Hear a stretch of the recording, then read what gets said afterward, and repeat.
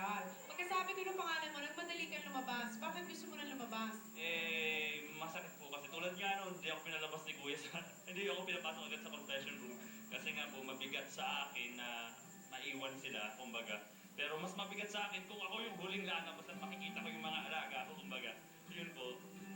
Parang masakit ang goodbye. Oo. So, parang siya yung naging kuya dun eh. Oo. Well, eto naman mga kapamilya, nais namin ipakita sa inyo ang naging percentage of votes. Si Ranty nga ang ating evicted housemate with 5.18% of the votes.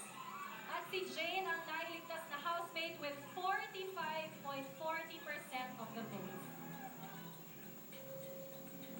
Samantala, lumabas nga si Randy, ang ating unang evictee sa linggong ito, pero bukas ay makakapiling na rin dito sa outside world ang dalawa pa sa kanyang mga kasama at kung sino-sino sila, malalaman nating lahat bukas ng gabi. Anong mga panibagong hamon kaya ang ibibigay ni Kuya sa mga housemates sa susunod na linggo? At syempre, mananalo na kaya sila sa kanilang weekly task?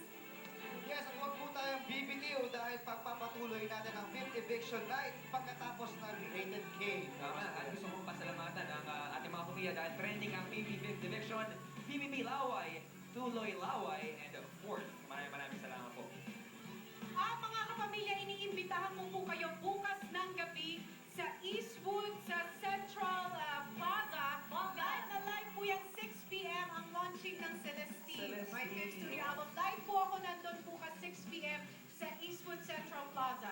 Maraming salamat, Christ Bansuelo for my makeup, Macy Janita for my hair, Alex Carbonell, AJ Alberto, and Sherilyn for my outfit. Ikaw, Fran. Yes, and thank you rin kay John Paul Dizar, Rocky Bench, and Bench Mix. Maraming salamat, and Meister Watch. Thank you so much. Yaka. Thank you so much, RB Champa, using MAC Cosmetics for my makeup. Maraming salamat, Ibarra Seran for my outfit, and Jewelmer for my jewelry. Don Lau for style me. Thank you, Alex Carbonell. Gusto kong pasalamatan ng Surplus, Fellow Under Armour, and YOT and Tonla. Maraming salamat mga pamilya. Makita-kita tayo bukas sa Pinas Smile event sa Mall